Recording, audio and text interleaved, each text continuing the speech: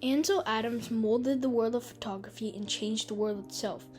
He's the person who made photography into what it is today. Ansel Adams was born in San Francisco on February 20th, 1902. He was the only child of Charles Hitchcock Adams and Olive Bray. As a child, he felt that school was restricting him from being the person he dreamt to be. He kept disobeying the teachers and behaving badly, so at the age of 12 he was removed from school and tutored by his father.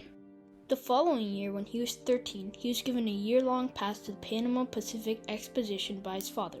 Ansel went almost every single day, and he said that he learned more there than he could ever learn at a year at school. He got to see art. This sparked his interest in the world of modern art.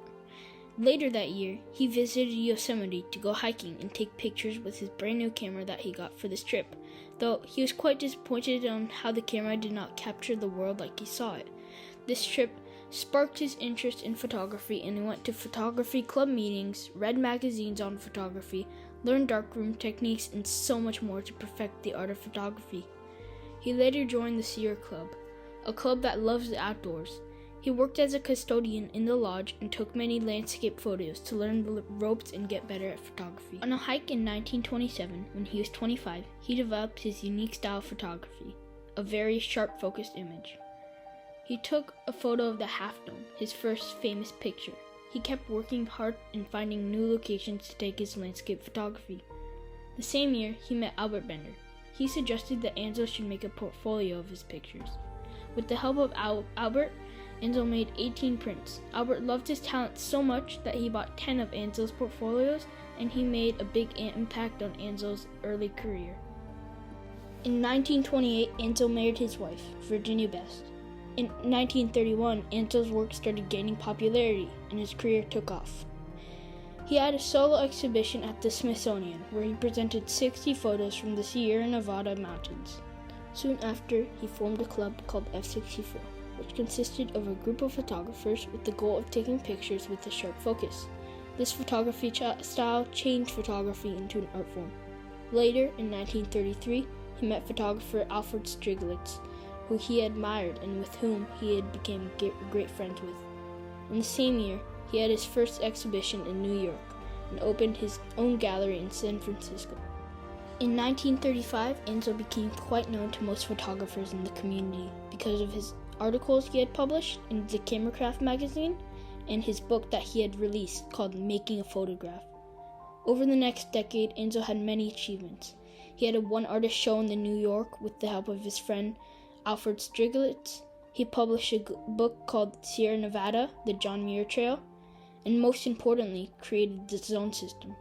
The zone system was a way of viewing your exposure before you even took it. Now you can visualize the exposure with ease, but back then with film, you use this method to help see it before you even take it. In the 1940s, he visited and photographed Manzanar, a relocation center for Japanese Americans.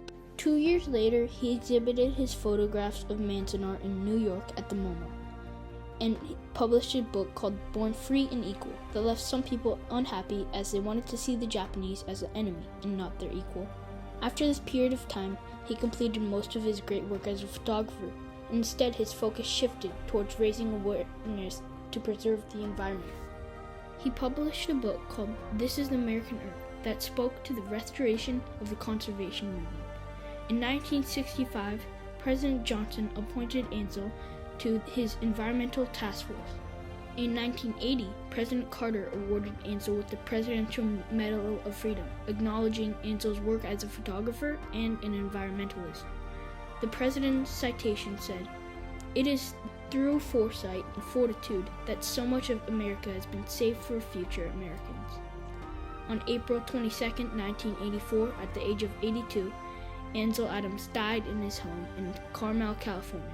Half a year after his death, in his honor, Congress passed a law designating land near Yosemite as the Ansel Adams Wilderness Area, and a year after that, a mountain nearby was named Mount Ansel Adams. Ansel Adams was an amazing person, an environmentalist, a photographer, and much more. His photos changed the world.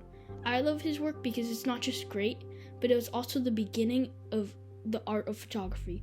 Researching for this project has been given me so much inspiration and respect for him. He shaped and changed what the word photography meant and left behind a legacy of environmental activism.